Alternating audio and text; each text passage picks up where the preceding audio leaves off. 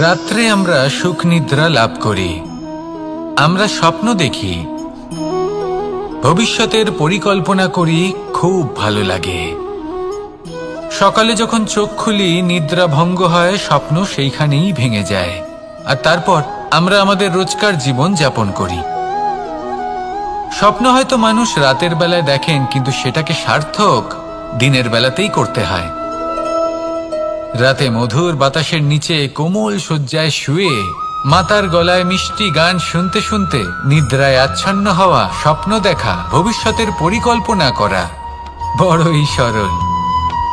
কিন্তু সকালবেলায় সময় মতো উঠে সূর্যের তাপ সহ্য করে, সেই উষ্ণতা সহ্য করে সর্বাঙ্গ ঘেমে গিয়ে নিজের পথ খুঁজে বের করা, সেই পথে অগ্রসর হওয়া, বাধা বিপত্তি এসবের সম্মুখীন হওয়া, আর তারপর লক্ষ্য লাভ করা, এগুলো কঠিন কাজ। এ হলো অত্যন্ত কঠিন কাজ। যদি আপনি চান যে স্বপ্ন আপনি দেখেছেন তা সত্যি হোক, তাহলে দিনের বেলায় আপনাকে বেরিয়ে কর্ম করতেই হবে, পরিশ্রম করতেই হবে। মনের এই চক্ষু দিয়ে স্বপ্ন দেখা সম্ভব, কিন্তু যদি আপনি বুঝতে পারেন যে এই স্বপ্নই হলো আপনার লক্ষ্য, তাহলে তাকে সার্থক করতে শুধুমাত্র পরিশ্রম দ্বারাই করতে হবে। তাহলে পরিশ্রম করুন আর আমার সাথে ভালোবেসে বলুন, রাধা রাধা। মানুষের জীবনে তিনটি গুণ অত্যন্ত প্রয়োজনীয়: শ্রদ্ধা, বিনম্রতা, যোগ্যতা। যদি জ্ঞান লাভ করতে চান তাহলে শ্রদ্ধার প্রয়োজন, যদি মান লাভ করতে চান তাহলে স্বভাবে বিনম্র হওয়া প্রয়োজন, আর যদি মনোবাঞ্ছিত স্থান লাভ করতে চান তাহলে যোগ্যতার প্রয়োজন। বিষয়টা সহজ। শ্রদ্ধা আপনাকে জ্ঞান দেবে, নম্রতা আপনাকে মান, আর যোগ্যতা উচিত স্থান দেবে। কিন্তু যদি আপনি এই তিনটি গুণ সম্মিলিত করেন, তাহলে এমন কিছু লাভ করবেন যা এই সব কিছুর থেকে অনেক ঊর্ধ্বে। সম্মান। আর এ হলো সেই সম্মান যা প্রত্যেক মানুষের নিজের জীবনে লাভ করতে চেষ্টা করা উচিত, কারণ এই হলো সেই সম্মান যার কারণে আপনি চলে যাওয়ার পরেও এই সংসার আপনাকে ভালোবাসবে আর মনে রাখবে। আসুন আমার সাথে ভালোবেসে বলুন, রাধা রাধা। আকাঙ্ক্ষা কখন লোভে পরিণত হয়ে যায় তা কেউ বলতে পারে না। এবার তার পরিণাম কি হতে পারে তাও আমরা কেউ জানি না। আজ আমি আপনাকে বলছি, কোনো ব্যক্তি সবথেকে বেশি ক্ষতির সম্মুখীন তখনই হয় যখন সে এটা মনে করে যে সে সবথেকে বেশি সুরক্ষিত স্থানে রয়েছে। সে ভাবে যে সে সেখানে সুরক্ষিত রয়েছে। সে তখন অসাবধান হয়ে পড়ে, আর তখনই তাকে জীবনের সবথেকে বড় ক্ষতির সম্মুখীন হতে হয়। নিঃস্ব হয়ে যাওয়ার পরিস্থিতি কোনো মানুষের জীবনে তখনই আসে যখন তার কাছে প্রচুর সম্পত্তি থাকে এবং সে তার থেকেও অনেক বেশি সম্পত্তি অর্জন করতে চায়। সেই অনেক বেশি সম্পত্তি অর্জন করার চেষ্টায় সে এমন কিছু করে বসে যার ফলে তাকে সমস্ত সম্পত্তি হারাতে হতে পারে। একজন রচনাকার নিজেই নিজের প্রতিভা একদম শেষ করে দিতে পারে যখন সে অনেকগুলো কাজ নিজের কাঁধে নিয়ে নেয়। একটা গুরুত্বপূর্ণ কথা সবসময় মনে রাখবেন, আজ আপনি যেখানেই থাকুন না কেন, যেমনই যে কোনো স্থানেই থাকুন না কেন, এর পেছনে আপনার আকাঙ্ক্ষার একটা বিশাল ভূমিকা রয়েছে। কিন্তু মনে রাখবেন, আপনাকে শিখতে হবে যে কখন আর কিভাবে নিজের উচ্চাকাঙ্ক্ষাগুলিকে লাগাম পরাতে হবে, কারণ এটা অত্যন্ত আবশ্যক। তাই আসুন আর আমার সাথে ভালোবেসে বলুন, রাধা রাধা। অনেক সময় আমরা জীবনে অনেক মানুষকে এমন বলতে শুনে থাকি যে আমি অসফল হয়েছি কারণ আমার সময় ভালো যাচ্ছিল না। আমি এই জিনিসটা লাভ করতে চাইছিলাম কিন্তু করতে পারলাম না কারণ আমার সময়টা ভালো যাচ্ছিল না। আমি আমার জীবনে ওই মহান কাজটা করতে চাইছিলাম কিন্তু করতে পারলাম না। কেন? কারণ আমার সময়টা ভালো যাচ্ছিল না। কিন্তু যে মুহূর্তে ভালো সময় আমার জীবনে আসবে, আমি সব কিছু প্রাপ্ত করব। এমন প্রায় প্রত্যেকেই বলেন। আসুন একটা কথা বোঝা যাক। একজন মালিকে দেখুন, সে প্রত্যেক দিন গাছের সেবা করে, তাকে জল দেয়, তার যত্ন আত্তি করে। কেন প্রত্যেক দিন সেই গাছ ফল দেয় না? সঠিক সময় এলে তবেই সেই গাছ ফল দেয়, কিন্তু প্রত্যেক দিন মালি তার সেবা করে, তাকে যত্ন করে। শুধুমাত্র তখন করে না যখন সেই গাছ ফল দিতে সক্ষম। আর যদি মালি গাছের যত্ন প্রতিদিন না করে, তাহলে হয়তো সেই গাছ ফল দিতেই পারবে না। এটাই হলো আমাদের জন্য একটা শিক্ষা। যখন সময় আমাদের জন্য অপেক্ষা করে না, তখন আপনি সময়ের জন্য কেন অপেক্ষা করছেন? ভালো সময়ের জন্য অপেক্ষা করবেন না। ভালো এবং শুভ কর্ম দ্বারা ভালো সময়কে নিজের কাছে টেনে আনুন। নিরন্তর কর্ম করুন, পরিশ্রম করতে থাকুন। শুভ সময় আপনা থেকেই আপনার কাছে আসবে। আসুন আমার সাথে ভালোবেসে বলুন, রাধা রাধা। মানুষের এই সংসারে জীবনযাপন করার জন্য কিছু জিনিসের প্রয়োজন পড়ে। এমন কিছু আবেগ, এমন কিছু বস্তু আছে যেগুলো তার প্রয়োজন হয়। কিন্তু সব থেকে বেশি যে জিনিসটা তার প্রয়োজন হয় সেটা হলো সম্মানের। আমাদের ভালো লাগে যখন কেউ আমাদের সম্মান করে। আমরা কাউকে সম্মান করলে তারও সেটা ভালো লাগে। কিন্তু আপনি দেখবেন যে সংসারে বেশিরভাগ মানুষ দুটি মাপদণ্ডের ভিত্তিতে সম্মান করেন। হয় বয়স দেখে করেন বা উপার্জন দেখে, অর্থাৎ সেই ব্যক্তি কতটা উপার্জন করেন। এবার ভেবে দেখুন, এটা আবশ্যক নয় কারোর বয়স যদি বেশি হয় তার বুদ্ধিও ততটাই বেশি হবে। আবশ্যক এটাও নয় যে কোনো ব্যক্তি যদি অত্যন্ত ধনী হন বা তার মনও নির্মল হবে বা তিনি সৎকর্ম করবেন বা এমন কোনো কর্ম করবেন যাতে উনি সম্মান লাভ করতে পারেন। হতে পারে উনি ধনী কিন্তু দুশ্চরিত্র। সেই জন্য বয়স বা উপার্জন দেখে কোনো ব্যক্তিকে সম্মান করবেন না। কর্ম দেখুন।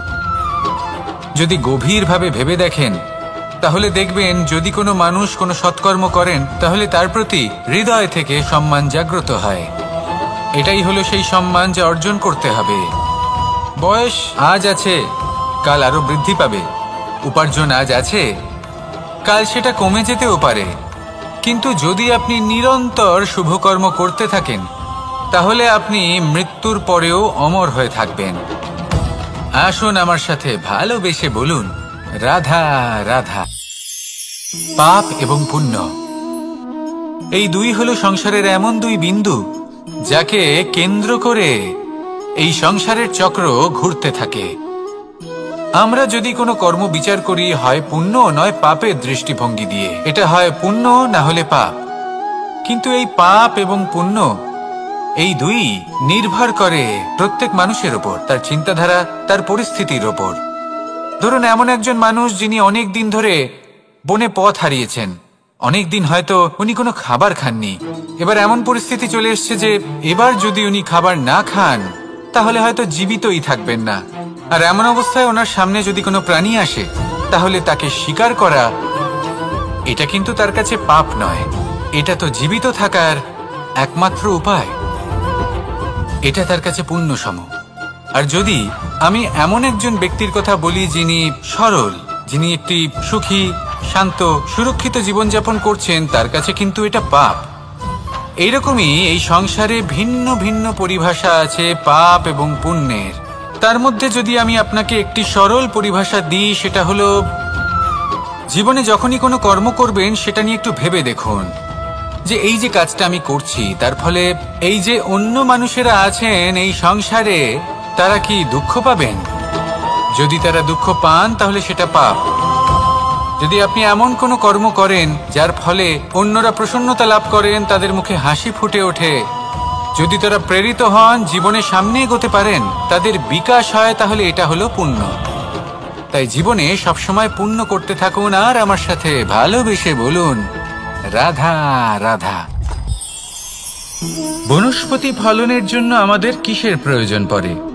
একটু ধরিত্রীর, একটু পরিশ্রমের আর একটা বীজের। এবার যদি মানুষের কথা বলি তাহলে এখানে ধরিত্রী হলো মানুষের এই জীবন, যেখানে মানুষ নিজের ইচ্ছের ফল ফুল ফলন করতে চায়। পরিশ্রম হলো আমাদের কর্ম, আর বীজ হলো আমাদের নির্বাচন।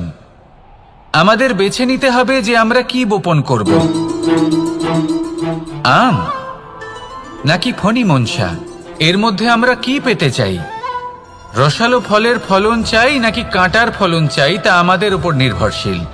কিন্তু একটা কথা ঠিক, লক্ষ্য যেমনই হোক না কেন, জীবন যেমনই হোক না কেন, যদি আপনি লক্ষ্যের দিকে এগোতে থাকেন তাহলে কর্মের সাথে খামখেয়ালি আচরণ করতে পারবেন না।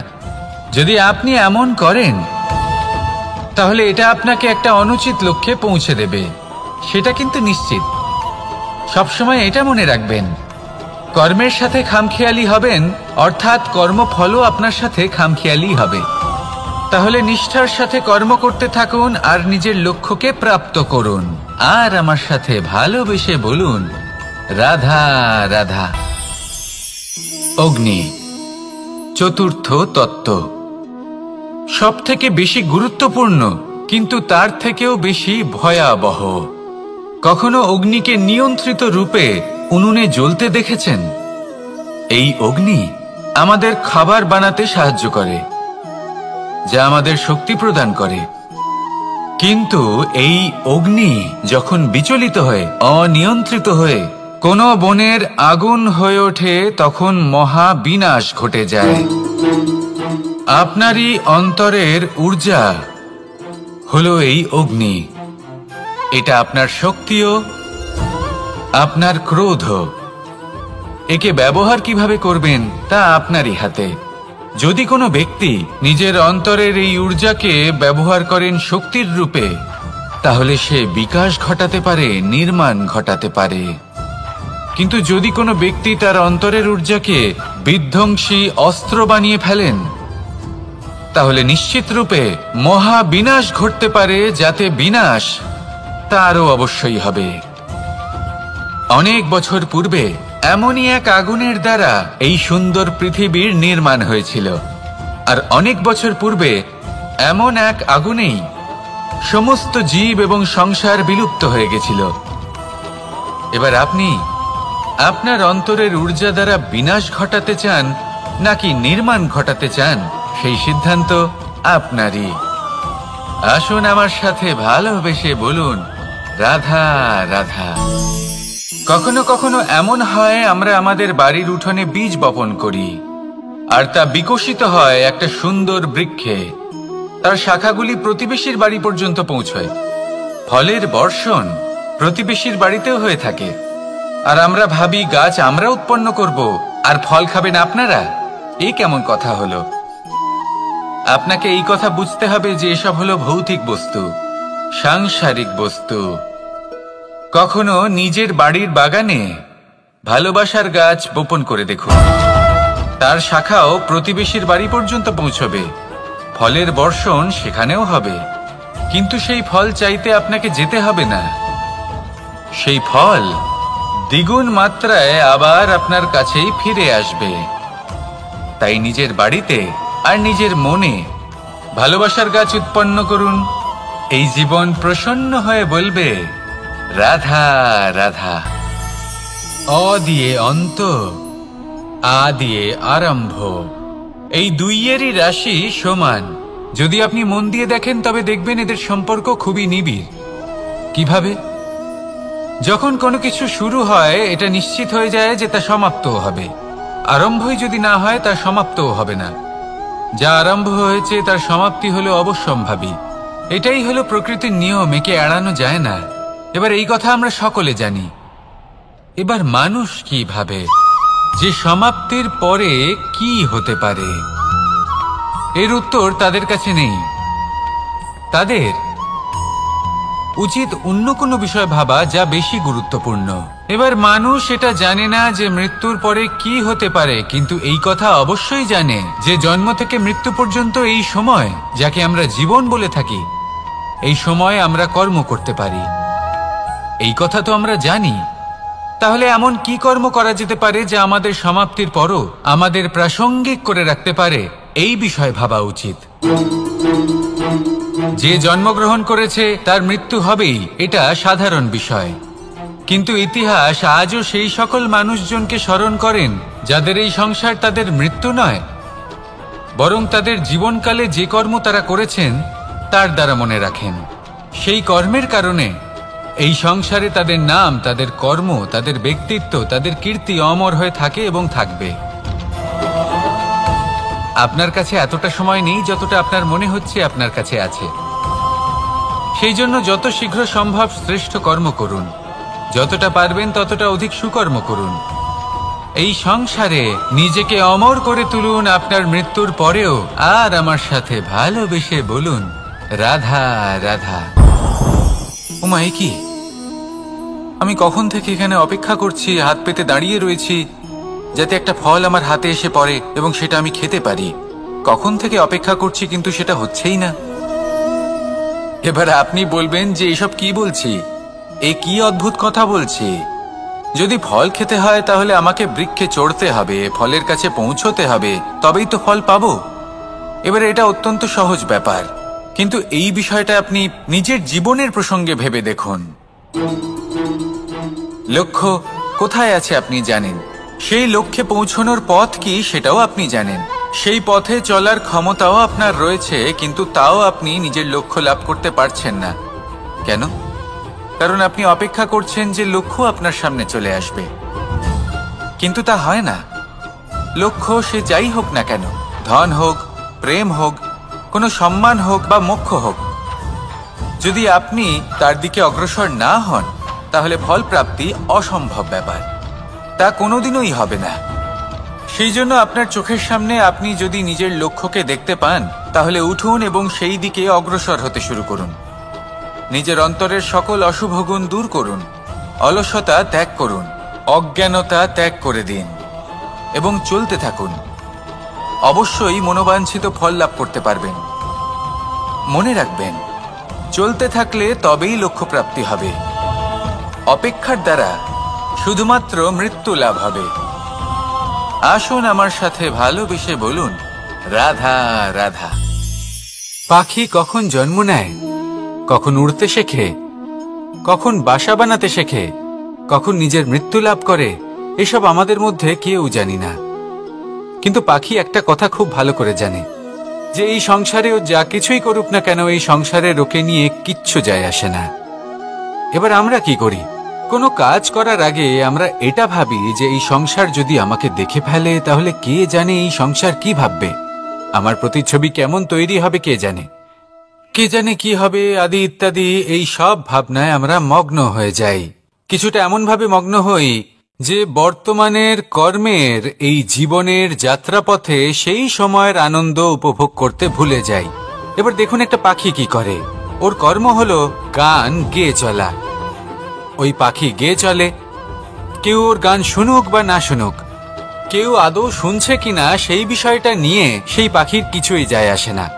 সেই পাখি নিজের কর্ম করতে থাকে। হয়তো সেই জন্যই আপনি কখনো কোনো পাখিকে কাঁদতে দেখবেন না। এরকমই আপনাকে নিজেকে গড়ে তুলতে হবে।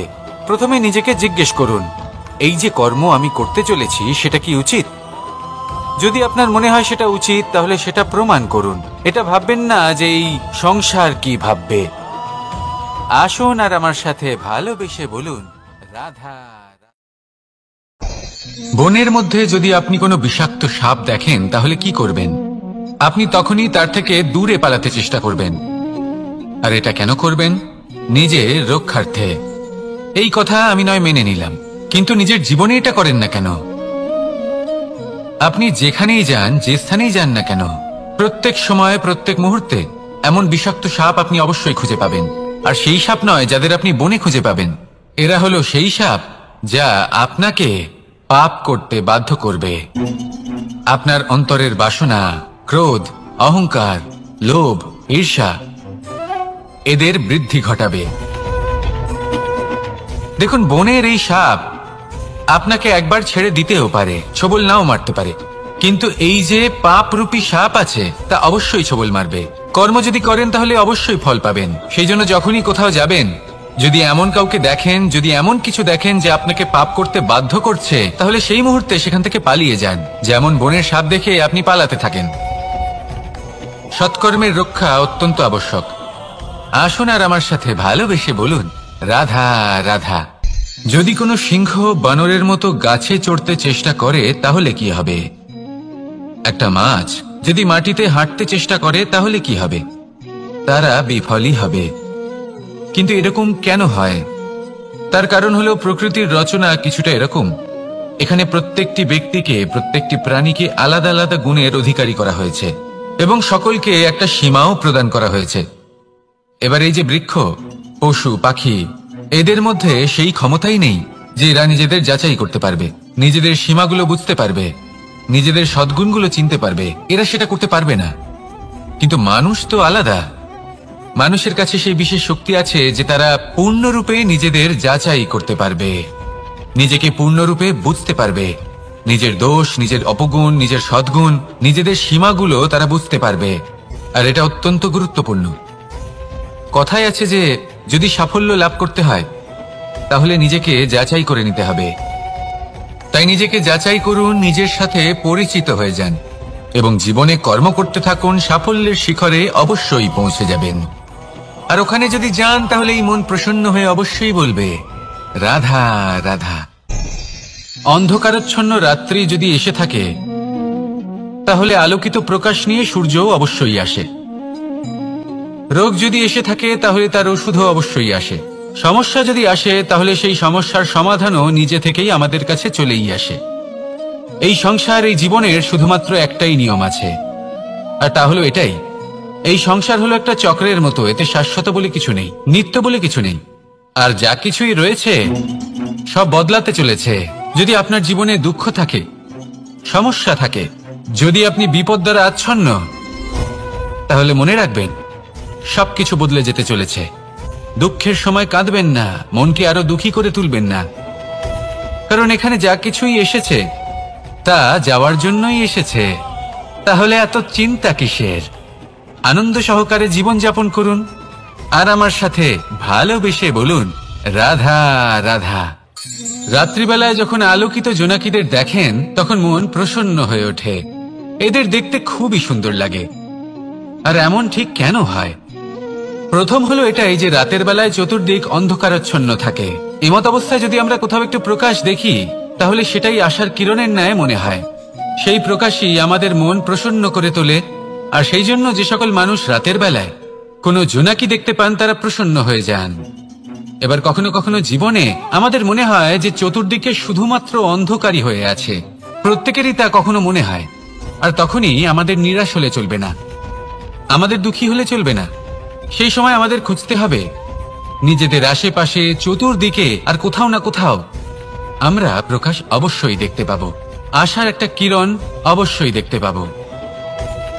কেউ এমন একটা কর্ম করেন যেটা দেখে আমরা প্রেরিত হয়ে যাই। আর এমন কোনো কর্ম যদি আপনারা করেন তাহলে সেই কর্ম আপনার মনকে প্রসন্ন ভাব, আনন্দ এবং ভালোবাসা দ্বারা ভরিয়ে তুলবে। আপনার অন্তরে সেই অন্ধকারের অন্ত করবে, দুঃখেরও অন্ত করবে। আর এই মন প্রসন্ন ভাব নিয়ে বলবে, রাধা রাধা। মনুষ্য জীবনের সবথেকে বেশি গুরুত্বপূর্ণ বিষয় হল মনের একাগ্রতা। এই সংসারের যে কটি মহান কার্য সম্পাদন হয়েছে তা হল মনের এই একাগ্রতার একমাত্র ফল। আপনি অবশ্যই দেখে থাকবেন অনেক ছোট বড় নদী যা বয়ে চলে তাদের সামনে একটা বাঁধ নির্মাণ করা হয় সেই সব নদীর জল সঞ্চয় করতে। বাঁধ হয়ে গেলে প্রয়োজন মতো বা মনের ইচ্ছে মতো তাকে ব্যবহার করা সম্ভব। এবার এটাই আমাদের মনের সাথেও সম্ভব।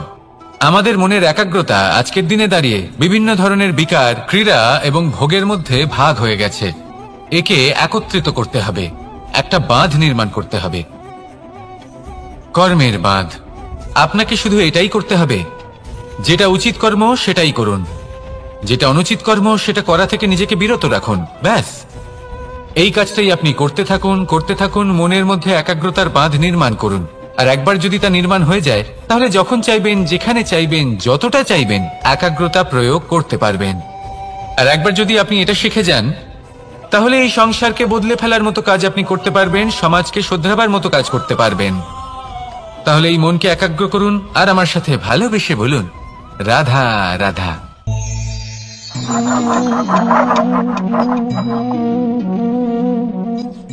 কোন ব্যক্তিকে নিশ্চয়ই দেখেছেন যিনি নিজে কাঠ কাটার এই কাজে নিপুণ এবং অভিজ্ঞ।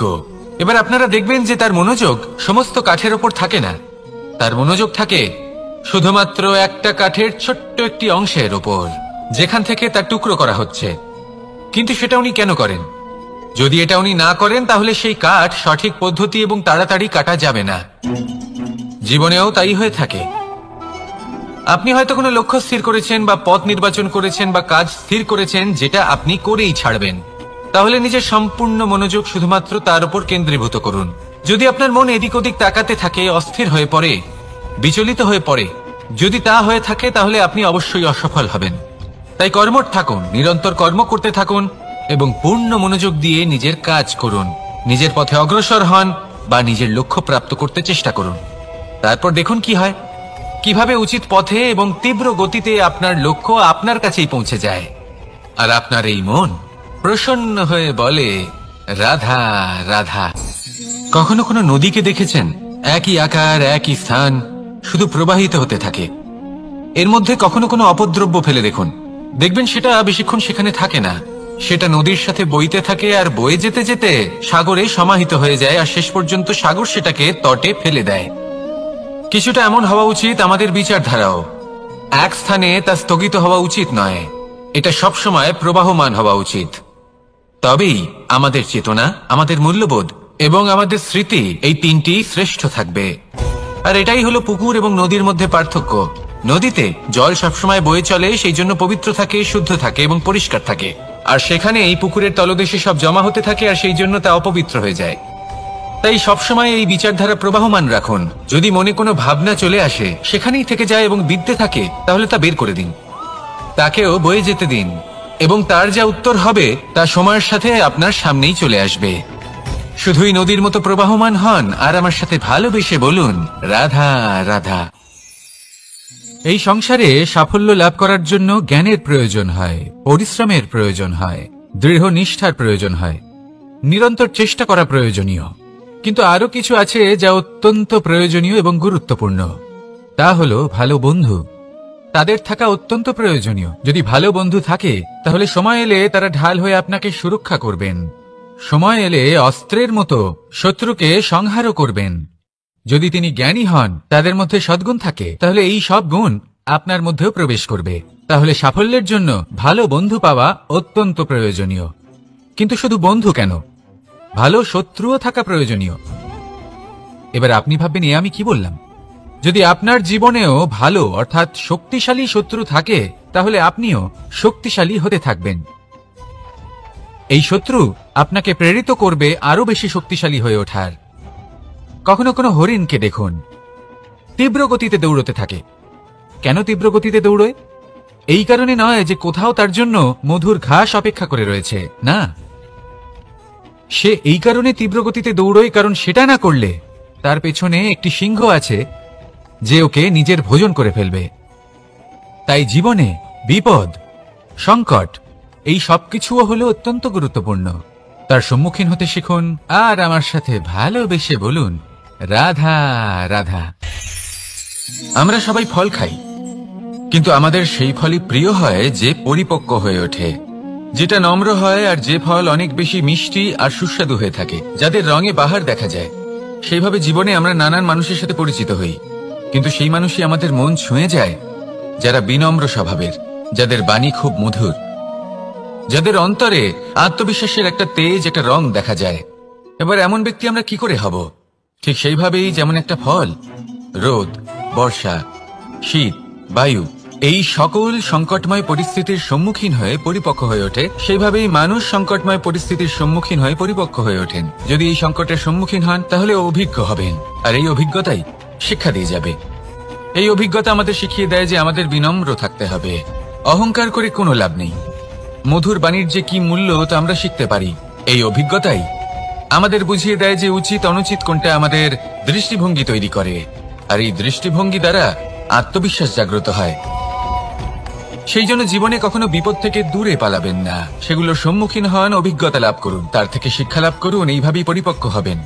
আসুন আমার সাথে ভালোবেসে বলুন, রাধা রাধা। ধন সঞ্চয় করা সম্ভব, আর সেই জন্য ধন সব থেকে বেশি মূল্যবান সম্পত্তি নয়। এবার আপনি বলবেন, আমি কি বলছি? এই ধন খুব মূল্যবান, আমরা সকলে অর্জন করতে ব্যস্ত। সেটা এই কারণে, কারণ আপনারা জানেন না এই সংসারের সব থেকে বেশি মূল্যবান সম্পত্তি কি। এ হলো সেই সম্পত্তি যা কখনো সঞ্চয় করা সম্ভব নয়। আপনার কাছে যতই ধন থাকুক তা দিয়ে আপনি স্বাস্থ্য লাভ করতে পারেন, বাড়ি কিনতে পারেন, আদি ইত্যাদি, কিন্তু আপনি যতই ধনী হন না কেন, ফেলে আসা দিনের একটা মুহূর্ত আপনি লাভ করতে পারবেন না। এই একটা মুহূর্ত, এই সময়, এটাই হলো সংসারের সব থেকে মূল্যবান সম্পত্তি। একবার চলে গেলে তা কখনোই ফিরে আসে না। আর এই মুহূর্ত যতই চলে যাক না কেন, আমরা স্মৃতির মাধ্যমে সেগুলি যাপন করতে পারি, তার আনন্দ উপভোগ করতে পারি। আর যার সাথে আমরা সময় অতিবাহিত করেছি তার স্মৃতিতে আমরা চিরকাল জীবিত থাকতে পারি। সেই জন্য সময় সব থেকে মূল্যবান সম্পত্তি, তাকে এইভাবে নষ্ট করবেন না। প্রত্যেকটা মুহূর্ত উপভোগ করুন, আনন্দ করুন, আর ভালোবেসে বলুন, রাধা রাধা। কনক, কি সুন্দর একটা শব্দ। এর অনেকগুলো রূপ রয়েছে, অনেকগুলো অর্থও রয়েছে। প্রথম অর্থ হলো স্বর্ণ, অর্থাৎ সম্পত্তি। দ্বিতীয় অর্থ ধুতুরা, অর্থাৎ গাছের ছোট একটা বীজ, যা কিনা অত্যন্ত শক্তিশালী হয়। যদি বেশি মাত্রায় এর প্রয়োগ করা হয় তাহলে এটা বিষময় হয়ে উঠতে পারে। এই হলো সেই ধুতুরা যার প্রয়োগ মহাদেবের পুজোতে করা হয়। এবার প্রশ্ন হলো এটাই যে এই স্বর্ণ এবং এই ধুতুরার মধ্যে মিল কি রয়েছে। মিল হলো এটাই যে এই দুটোই মানুষকে মত্ত করে তোলে। ধুতুরা মানুষকে তখন মত্ত করে যখন তাকে সেবন করা হয়, কিন্তু স্বর্ণ, ধন, সম্পত্তি, মানুষ সেটা যতটাই অর্জন করে নেয় সেটাই যথেষ্ট। এই স্বর্ণ মানুষের ভাবনা চিন্তা করার ক্ষমতাকে বশ করে ফেলে। মানুষ সম্পত্তির লোভে মত্ত হয়ে ওঠে, কারণ যে যত চমৎকারী, যতটা অমূল্য হয় তাকে সামলানো কিন্তু ততটাই কঠিন, তাই না? তাই মনে রাখবেন, ধন, স্বর্ণ, সম্পত্তি এগুলো ধুতুরার থেকেও অনেক বেশি বিষাক্ত হতে পারে। তাই এর ওপর আত্মসংযমের একটা কবচ পরিয়ে রাখবেন এবং বিবেকের শক্তির সাথে এগুলো প্রয়োগ করুন, তবেই কল্যাণ হবে। আসুন আমার সাথে ভালোবেসে বলুন, রাধা রাধা। আমার কাছে যশোদা মা যেমন, আমার কাছে দেবকী মা যেমন, আমার কাছে ঠিক তেমনই হলেন গোমাতা। এবার ভেবে দেখার বিষয় হলো এটা যে এই সংসারে অসংখ্য প্রাণী আছে, একজন গাইকে একজন মায়ের মর্যাদা কেন দেওয়া হয়? তাহলে এর অনেকগুলো কারণ আছে। এই গাই অর্থাৎ গোমাতা, এনারা হলেন অত্যন্ত শান্ত, শান্তিপ্রিয়, কখনো কারোর কোনো ক্ষতি করতেই পারেন না। গোমাতা যে দুধ নিজের বাছুরকে পান করান সেই দুধই আমাদেরও দেন। সেই দুধ পান করে আমরা শক্তি লাভ করি। এই দুধ থেকে আমরা মাখন, ঘি, পায়েস, এইসব সুস্বাদু খাবার লাভ করি। গোমাতার গোবর আমাদের জ্বালানি হিসেবে সাহায্য করে, যার ফলে খুব কম সংখ্যক কাঠ ব্যবহার করা যায় এবং বেশিরভাগ জঙ্গল সুরক্ষিত থাকে। গোমাতার গোমূত্র, সেটাও আমাদের কাছে লাভজনক। এর দ্বারা আমরা অনেক রোগ থেকে মুক্তি লাভ করতে পারি। গোমাতা যখন একটি বাছুরকে জন্ম দেন তখন সেই বড় হয়ে আমাদের ক্ষেত কর্ষণ করে। সেই জন্য গাইকেও জীবনে মায়ের মর্যাদা দেবেন। যতটা সম্ভব তাকে সেবা করুন এবং ভালোবেসে তাকে পালন করুন। এই মন নিজে থেকেই প্রসন্ন হয়ে বলবে, রাধা রাধা। মধু কারই না পছন্দ বলুন তো? অত্যন্ত সুস্বাদু হয় এই মধু, মিষ্টি খেতে হয় এবং তা শক্তিও প্রদান করে। এবং প্রত্যেকটি মিষ্টি পদার্থের মতোই এতেও খুব তাড়াতাড়ি পিঁপড়ে ধরে যায়। অন্যদিকে যদি নুনকে দেখি তাহলে বছরের পর বছর রাখলেও এতে পিঁপড়ে ধরে না। এবার যদি কথা বলি বন্ধুত্বের, তাহলে বন্ধুত্ব নুনের মতো হওয়া উচিত, মধুর মতো নয়। যারা সামনে এলে শুধুমাত্র মধুর মধুর কথা বলবে, পরে এতে পিঁপড়ে ধরে যাবে।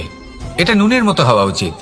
প্রকৃত বন্ধু হলো সে যে সময় এলে পরে আপনার সামনে আপনার প্রকৃত সত্য তুলে ধরবে, তা সে যতই কঠিন হোক না কেন। আপনার দোষ, আপনার অপগুণ, আপনার খামতি আপনাকে বলতে পারবে, যাতে আপনি সেগুলো শুনে মেনে নিয়ে তারপর নিজেকে শুধরোতে পারেন। এটাই হলো প্রকৃত বন্ধুত্ব। কখনো নিজের জীবনের আশেপাশে মন দিয়ে দেখবেন, অনেক সময় এমন মানুষ থাকেন, অনেক বন্ধু থাকেন যাদের দেখে আমাদের মনে হয় যে এনারা খুব কঠোর, এনাদের কথা খুব কটু। কিন্তু বেশিরভাগ এমন মানুষের মনটা যদি বুঝতে পারেন তাহলে দেখবেন তাতে কোনো মালিন্য নেই, এনাদের মন অত্যন্ত পবিত্র হয়। যদি আপনার জীবনেও এমন কোনো ব্যক্তি থেকে থাকে, এমন বন্ধু থাকে, তাহলে তাদের আগলে রাখুন আর আমার সাথে ভালোবেসে বলুন, রাধা রাধা। যতক্ষণ আমরা এই সংসারে জীবিত ততক্ষণ আমাদের সাথে সবকিছু থাকে, আমাদের ধন, সুখ স্বাচ্ছন্দ্য, আমাদের মিত্রগণ, আমাদের পরিবার, এই সমাজ, এই সবকিছু আমাদের সাথে থাকে। যেদিন আমরা এই সংসারকে ত্যাগ করব, এদের মধ্যে কেউ আমাদের সাথে যাবে না, না ধন, না স্বাচ্ছন্দ্য, না সম্পত্তি। এই সকল মানুষ, এই সমাজ, এরা শুধুমাত্রই শ্মশান পর্যন্ত আমাদের সাথে থাকতে পারবেন। তারপরে যদি আমাদের সাথে কিছু যেতে পারে তাহলে তা শুধুই আমাদের ধর্ম। আর এই সংসারে আমরা নিজেদের যে সুনাম রেখে যাই সেটা সম্ভব শুধুমাত্র কর্মের দ্বারা। সেই জন্য সংসারে যতদিন পর্যন্ত জীবিত আছেন, যদি কিছু অর্জন করতে চান তাহলে ধর্ম অর্জন করুন, ধর্মের বিষয়ে স্পষ্টতা অর্জন করুন এবং কর্ম অর্জন করুন। এটাই হবে আপনার অতীত এবং এটাই হবে আপনার ভবিষ্যৎ, এবং এটাই সকলকে প্রেরণা প্রদান করবে। আসুন আমার সাথে ভালোবেসে বলুন, রাধা রাধা। এই পরিবার হলো আমাদের জীবনের একটা অমূল্য সম্পদ, অমূল্য এক আশ্রয়, যা এই সংসারে হয়তো কোথাও আপনি পাবেন না। তাই একে আগলে রাখুন। পরিবার সেই গাছ।